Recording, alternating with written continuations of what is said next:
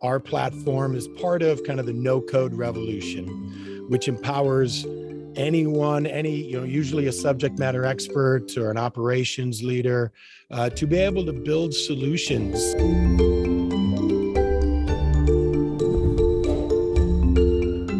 Welcome to UpTech Report. This is our Apply Tech series. UpTech Report is sponsored by Terraleap. Learn how to leverage the power of video at terraleap.io. Today, I'm excited to be joined by my guest, Dave Landa, who's based in San Francisco, California. He's the CEO at Kintone. Welcome, Dave. Good to have you on. Great to be here. I'm looking forward to the conversation. Now, Kintone is a workplace platform, a digital workplace platform. You're focused on helping teams, making them more productive. And we'll unpack that in a little bit, but help me understand, Dave, what's the problem that you see in the marketplace? Yeah, I think there's two core problems that we're looking to solve. One is really just a resource problem. There tend to be, and there has been for a long time, a shortage of developers.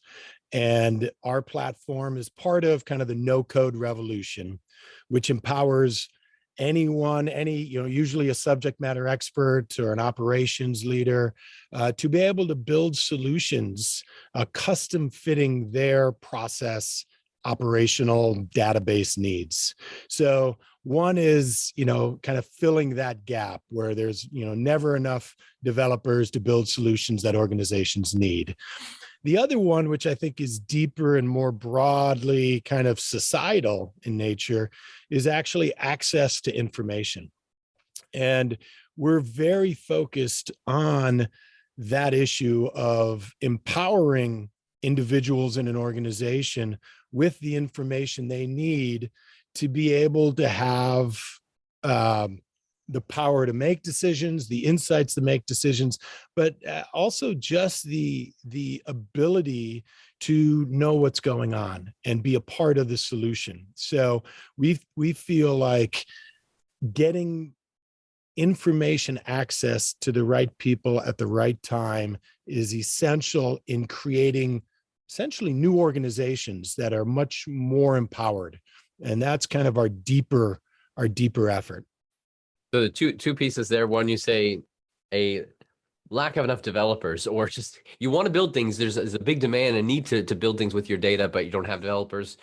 And the other is just an increased transparency and the ability for more people to get access to data. We'll come back to how you guys are solving that. You shared a little bit already, but I for those who've listened to our series, I always like to hear the journey, because that's part of it, getting to how you built the solution today. You've been with Kintone for seven years, but it's actually part of the parent company in Japan, correct? That's right. So Kintone Corporation in the U.S. was established back in 2014, and I was the first hire here. But the parent company, Saibos, which in Japanese means cyber kid, was actually established in 1997. Three very young engineers kind of leapt out of Panasonic at the time to build a office productivity suite. A software.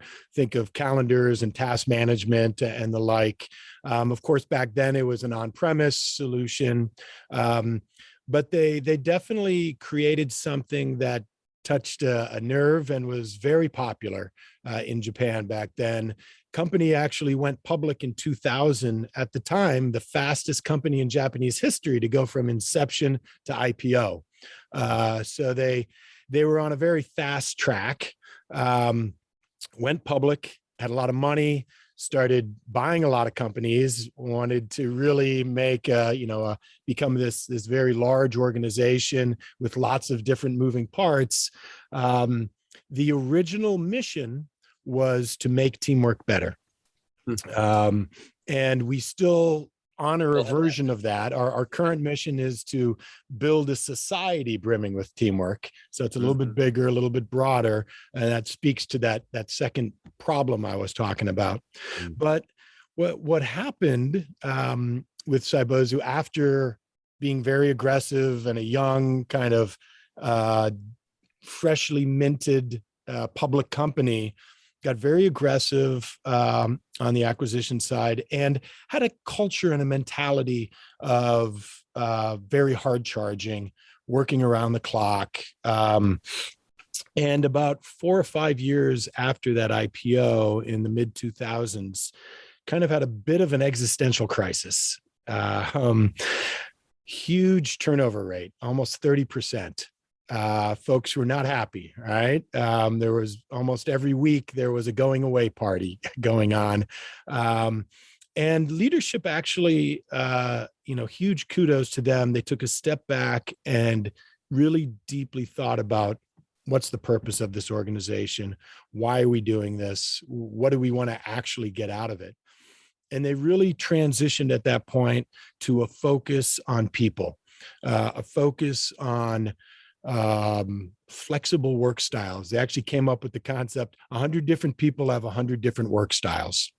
And that was back in 2005. And for the last 15, 16 years, much of the HR, much of the company culture has been based off of that initial concept. And after about, honestly, 3-4 years of relative stagnation from a business perspective, but a really significant drop in the turnover rate, the company essentially turned the corner, got below 5% in turnover, I think in 2010, and have been there for the last 11 years. And as well, moved to the cloud right around that same time, 2010, 2011, maintained that super low turnover rate, and revenues have just been accelerating, and the business has been accelerating since. So that's, kind of a nutshell of the parent company. Right. And it was focused specifically on the market, Japanese marketplace or Asian marketplace. Was Kintone was the first leap out of that? Actually, the parent company established an organization in China first. Went to China with one of the initial couple of software solutions that they'd created, which are not no code, are not the same as Kintone. We have a couple of older legacy solutions called Garoon and Office, and they moved into China about 6 years before coming to the US. I think about 2008, established there and have built up a business there that originally was based off of non-Kintone solutions, but now is primarily Kintone. So Kintone was launched along with the transition to cloud in 2011 in Japan, but it was launched in Japanese, Chinese, and English, but it was only really promoted in China and Japan initially. And so it was about 4 years of constant iteration, SaaS platform, so constant sort of improvement, that I think they felt ready to move into the global market and come to the US in 2014. So 2014 comes along and you join the team, but let's actually, I'm curious also your journey. Have you been in technology as well as years before? And yeah, I had. So I'd been in, well, going way back, right out of school, I was in hardware technology. I worked for a company called Silicon Valley Technology that made computer motherboards. And I was actually headed up the Taiwan country office, mostly procurement, but a little bit of business development as well there. And so that was hardware, but that was a long time ago. That was, I'll date myself, that was early 90s. But starting in the 2000s, I moved back to the States. I spent about a decade in Asia, and then moved back to the States in 2000. And from that point on, I've been in software as a service.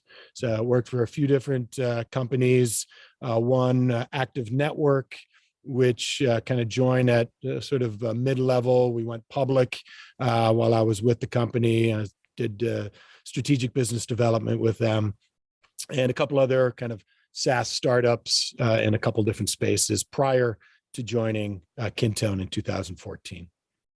So you come to this opportunity like, hey, we want you to lead the America division of Kintone. You're like, yes.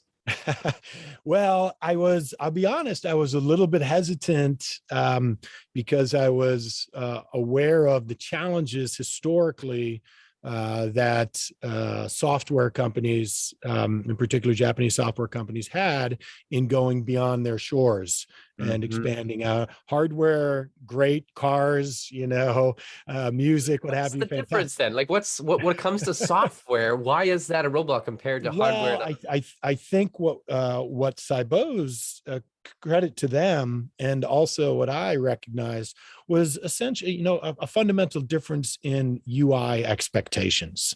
That I think there was actually Cybo's back in 2004, 2005, did set up a representative office in the US and tried to sell their original product into the US and had some challenges, recognized that there was a cultural difference in terms of that UI expectation, but they didn't have a platform that was customizable at the time.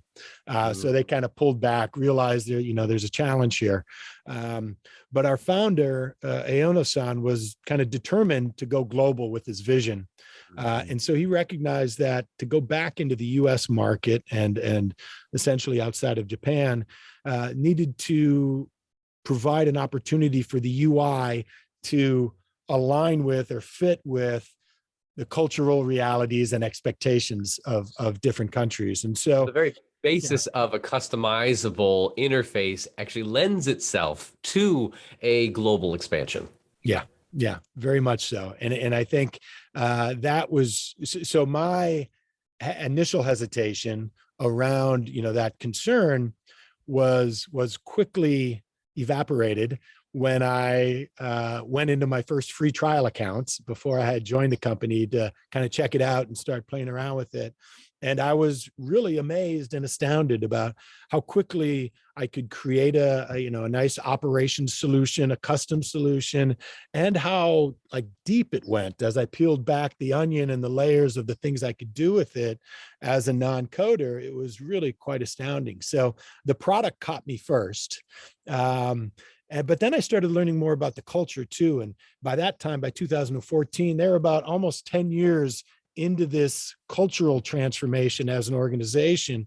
And so a lot of thought leadership had already been put into this. And so I was kind of the beneficiary of a lot of really interesting and quite compelling and inspirational effort around company culture.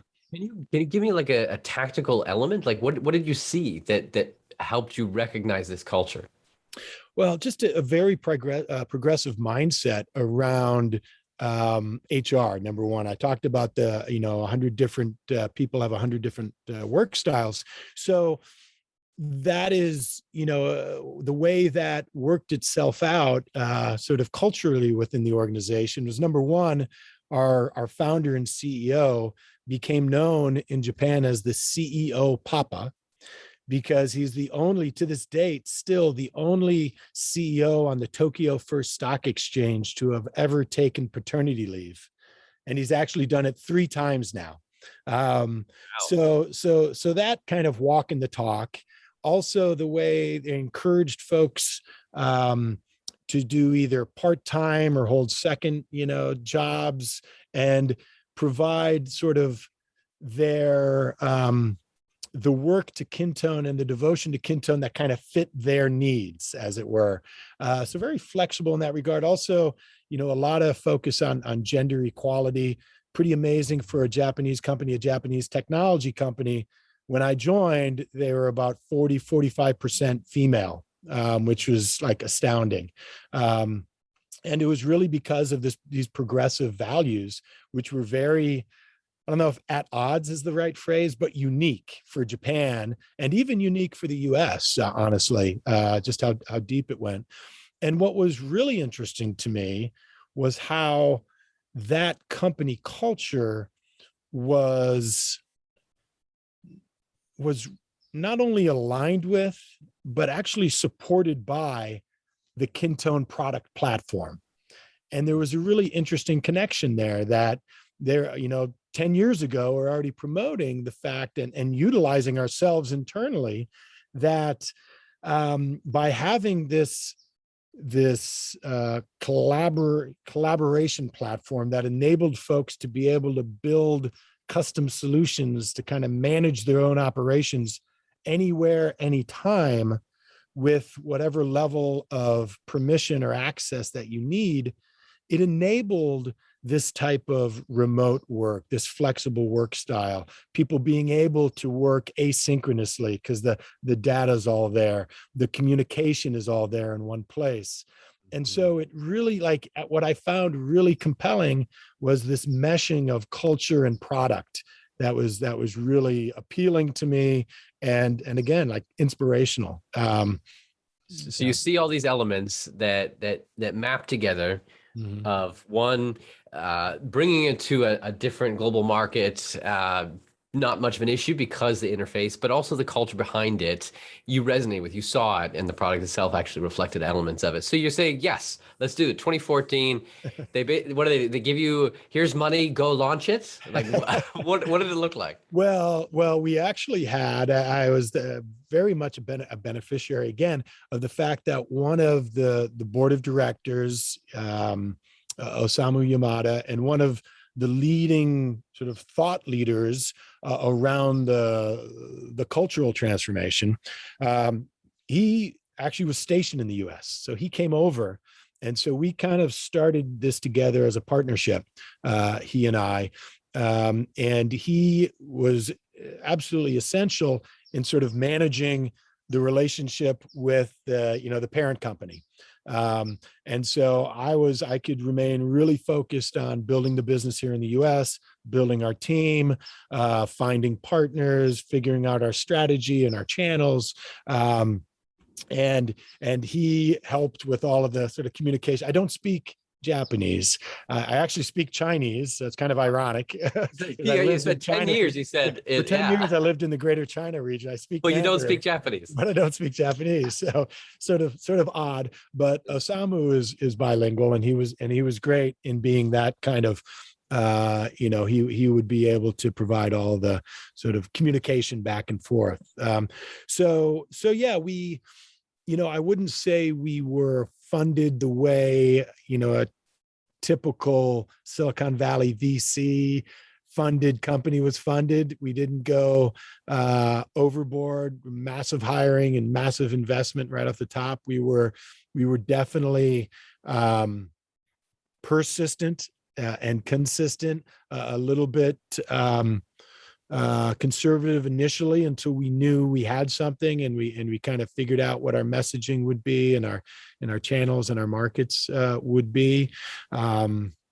Basically take the first couple of years, 2014, 2015, 2016, like figuring that out. Figuring that out, trying different approaches, seeing, okay, should we go through, should we target enterprise right off the bat? Should we just go after SMB? Should we try to do self-serve more, or should we be more involved in the process of creating solutions?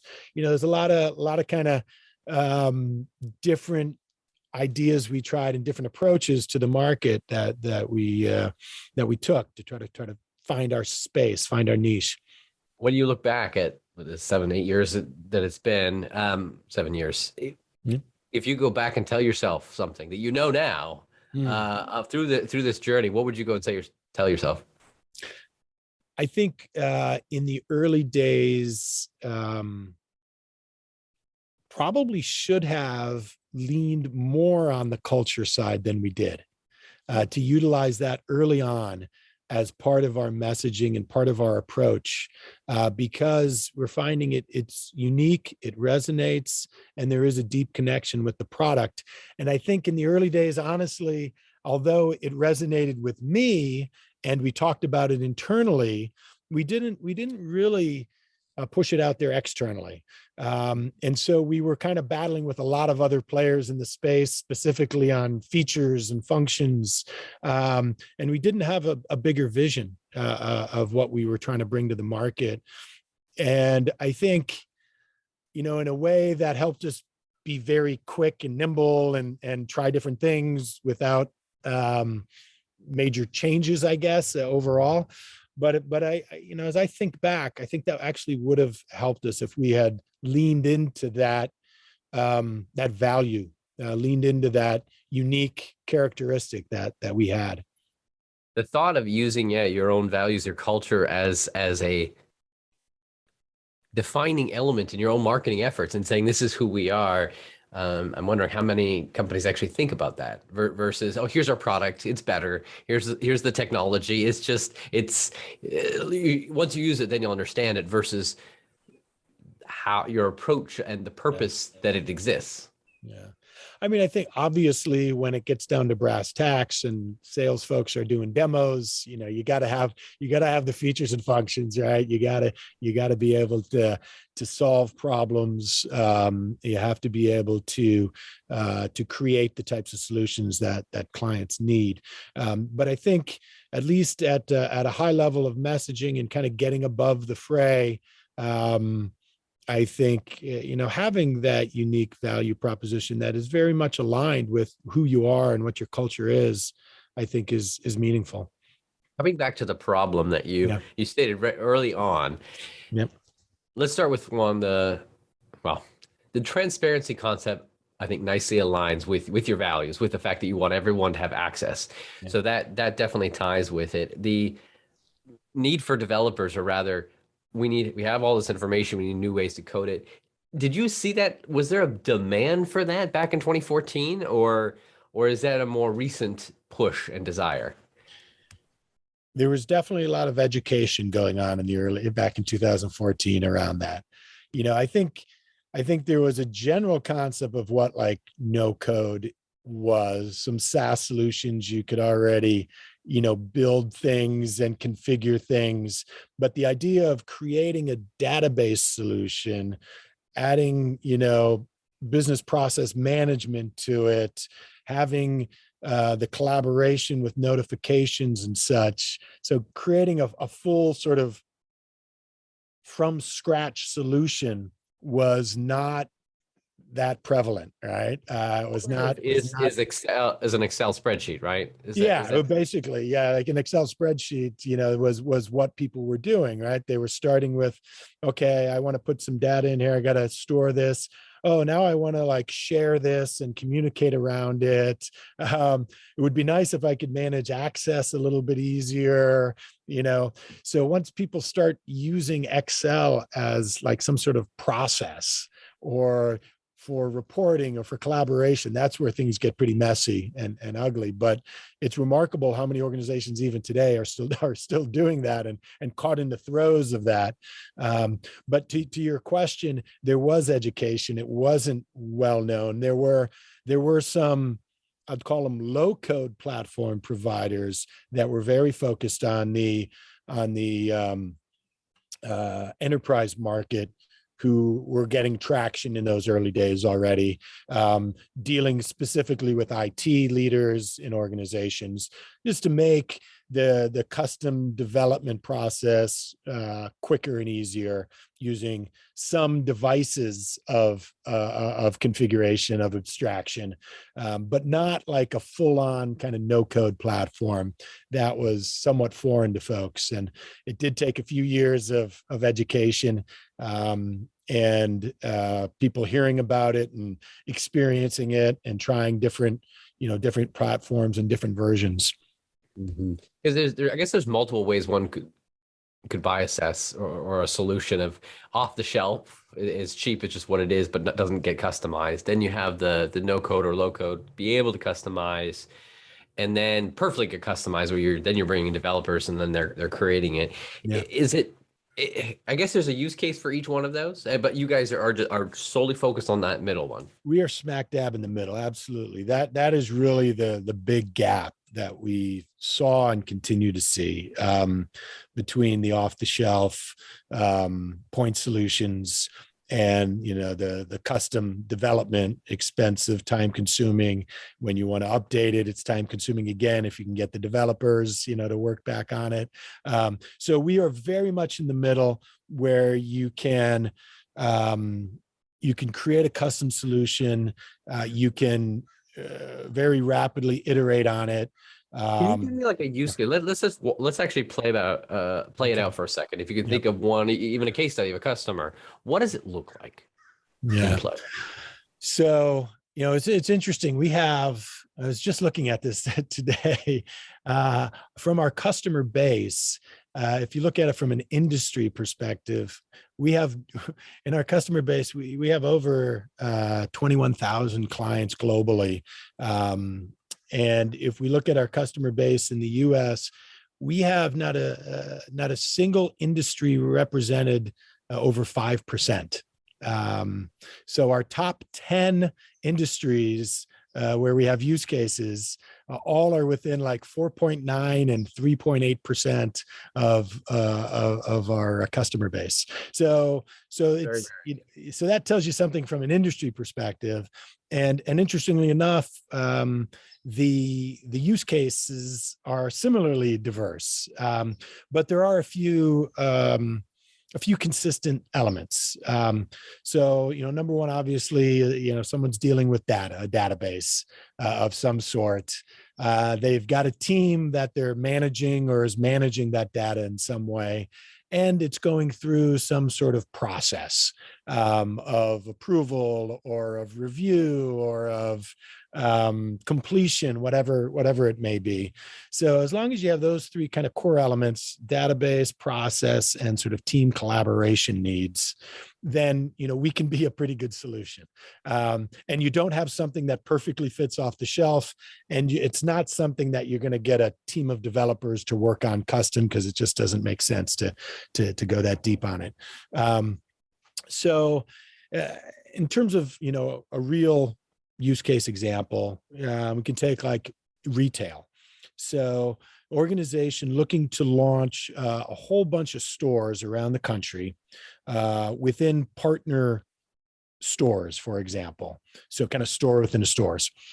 They were looking to manage the whole process of identifying store opportunities with this series of partners, contracting for those store within the stores, procuring the equipment and the furniture to go there and get delivered, managing the approval of the setup, managing the delivery of the product into those store within a store. And then that was kind of the initial thought, right? And so there was nothing that was really clean and well fitting that particular need in the market as a point solution. And they needed to do it quick because they were going from 50 to like 1,500 in the next 18 months. And so they needed to build something really fast that could grow and expand with what they were going to do. They didn't know all of their requirements because it was going so rapidly, and they didn't know how much they were going to fit into it. So they started with, okay, we need a database of all of our potential stores. And then that needs to roll into the ones that become actual stores. All right. And then we need to figure out, okay, what are we going to procure? And when are we going to send them? And who's, approving the purchases, the purchase orders, who's approving and accepting those when they arrive, who's approving once they're set up that the store is in good shape. So all of these things, it's a classic example of like, we know we need something that's going to be centralized. We know we need something that's really agile. And we also need to have pretty significant permission controls. So if we want a vendor to have access to this database, so we know what the status is and they can tell us when something is being shipped and when it should arrive, and we want it in one central place, we only need them to see part of this overall database, right? And then we have a partner, these different partners. Well, we don't want this partner to see all of our stores with this other partner and the details there. So knowing that you have those type of permission controls, knowing that you can manage various different processes, you can have it in one central location, create dashboards for different levels of management and folks who need to see what's going on at any given time. And you need to be able to do it on the fly. Changes need to be done on the fly. Fields need to change. Processes need to change. People need to change. And you need to have, an operations manager who can do most of that. Not having to go back to developers because the developing time is so dear and so difficult to get your hands on, right? The need for solutions like this, and all done remotely, where the teams can collaborate, see the information, change the operating procedure and system on the fly, is only increased. Yay, COVID. And as well as then the options out there to do this. So when I think of the other solutions out there, Monday or Airtable or things like that, how do you perceive yourself in the marketplace then?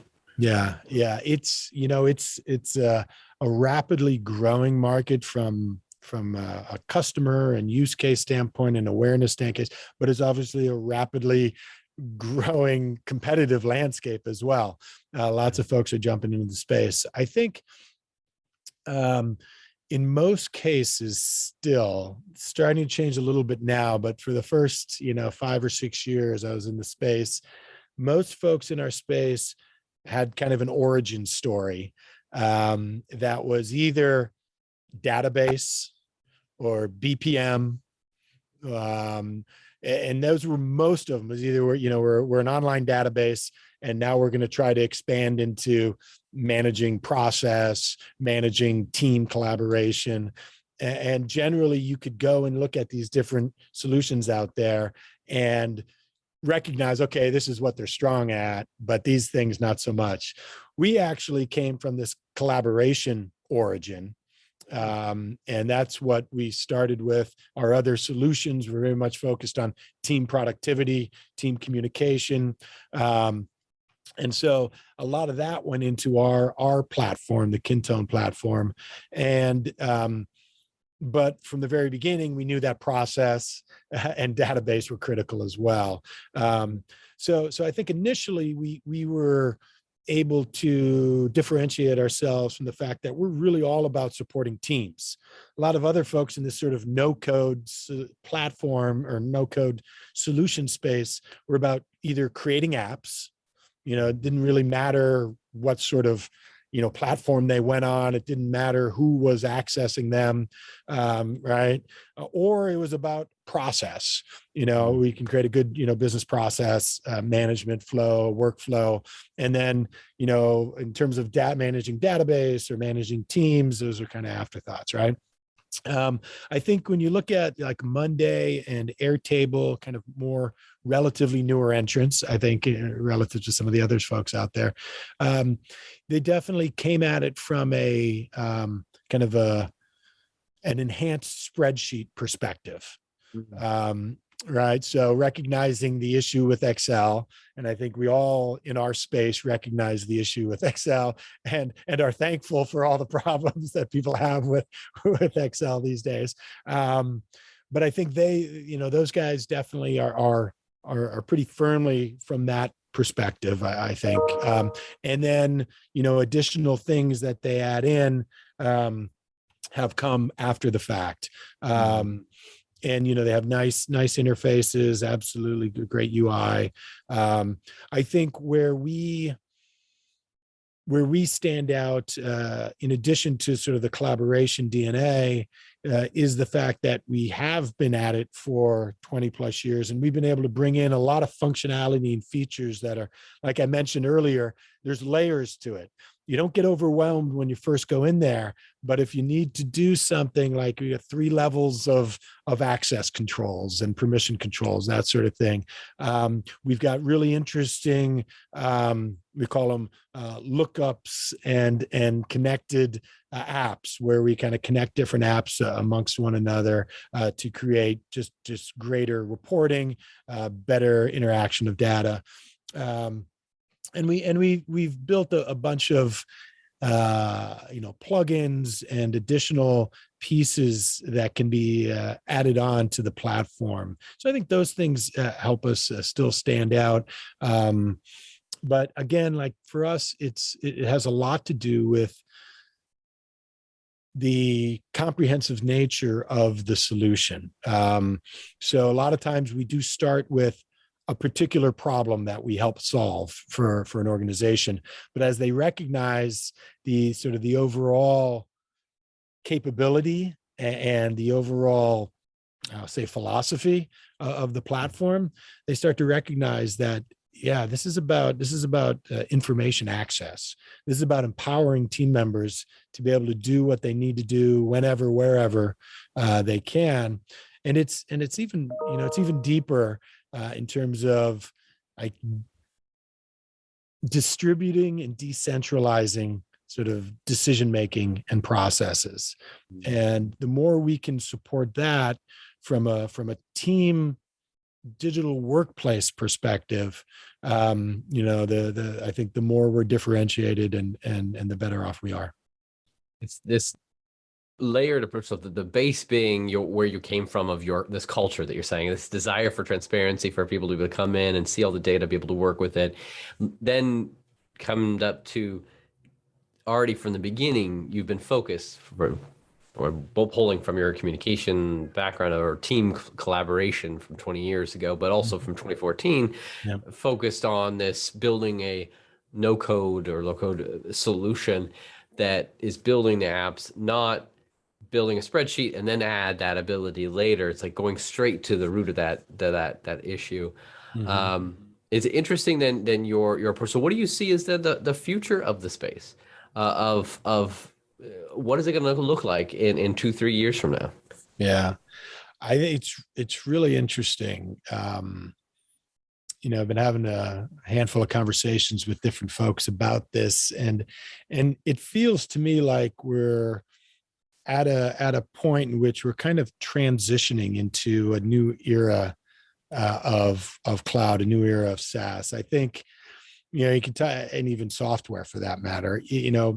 Early era, the kind of ERP, the big behemoth, monolithic, software solution that, you had all the data in one place, you had everything there, but it was a nightmare to try to pull stuff and use stuff. And, it was really challenging. And then SaaS came around, and you had these great point solutions, best in class solutions for individual needs in an organization, CRM, marketing automation, et cetera, et cetera. And I think what you've seen over the course of the last, 10, 12 years is so much siloing of data. There's certainly folks on the integration side, the API, hubs that are trying to respond to this, but it's just something that is continuous. And there's so many organizations with such disconnected data.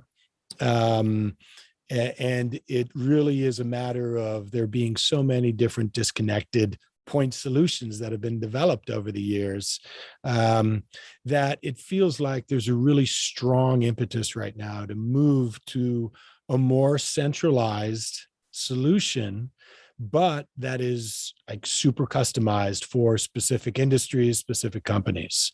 And so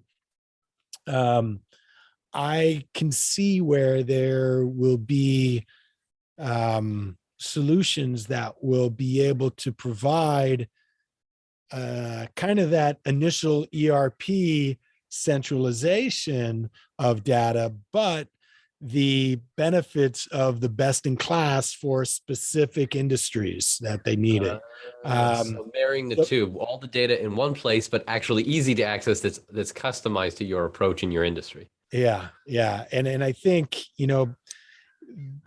the security issues are screaming for this type of, centralization. I think just inefficiencies and lack of productivity are screaming for these types of, centralizations. It's amazing some of the stats coming out in terms of individual workers, how many different apps they go in and out of on a given day. Obviously a lot of this single sign-on work that's being done is part of this, but I think there's more, and I think it gets deeper. And I think that's the direction I see software going, and I think that is the direction that our industry, as well, the no-code space, is or should be going. The type of person that you're often serving, that ends up signing up for your platform, and what do they look like? Who are they? depends on the size of the organization, but a lot of times it's going to be operational leaders or operational managers. Sometimes it's company leaders who are looking for, who have heard the message and are looking for a comprehensive solution to kind of manage their business as it grows, as much as possible in a centralized framework. But a lot of times it's going to be individual department or division leads, or individual group leads who have an operation that is becoming unwieldy and cumbersome on whatever platform they're using, be it Excel or something else, and they need a solution to that particular issue. If you think of one of these leaders, whether it's operational leader or department leader, and you were to give them a word of wisdom in their job, in this mindset of shifting to not specifically about your platform, but of just this way to work, what would you share with them? So we talk a lot about lightweight management and empowering your team members to make decisions, to raise problems, to be a part of, any type of decision. We've done some, just to give you some anecdotes about our company in particular.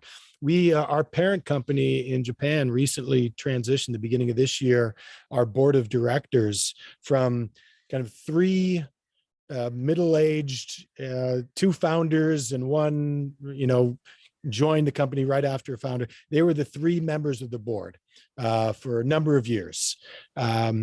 And, we've been talking about this decentralization and we're like, well, what's going on the board level? So finally they said, you're right. We need to change this. So the beginning of this year transitioned to 17 board members. Wow. Ranging in age from like 23 up until in the 50s. 5 women on the board, which went from instantly the highest female representation on a public company board on the Japanese first stock exchange. And the message was not so much like diversity for diversity's sake, although it became a pretty diverse group. It was the message was open information means that anyone who raises their hand to take the responsibility can provide oversight and can actually bring folks to account by asking questions about, why we did this, why we did that. And our organization internally uses Kintone to essentially open up every strategic, every operational, every tactical decision to the broad team. Unless there's, very specific confidential privacy issues at hand, we open it up and we've created decision-making applications that prompts team members to provide their input and provide their feedback before these decisions are made. And so sort of our vision is that all of these organizations can become much more decentralized by distributing the decision-making responsibility and authority in that way.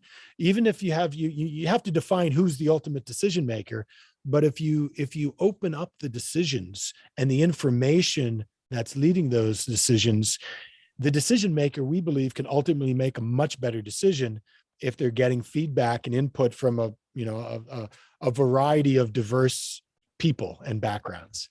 So we try to create that as much as possible in our process. Another thing we've done recently is our founder and CEO has essentially eliminated himself from the decision-making process. He's passed his authority back to all of the different GMs of the different departments. So when we have our executive meetings now on a regular basis, the GMs come, they present sort of the decisions they're working on, be it budget, be it, changes in the direction. And our CEO and founder provides input, they provide feedback, but it's ultimately up to that subject matter expert, that GM, to make the decisions on all of their issues. And so we've kind of lopped off the top of the pyramid, if you will. And we think it's working great. And we're in the process of trying to, lower that process step by step throughout the organization.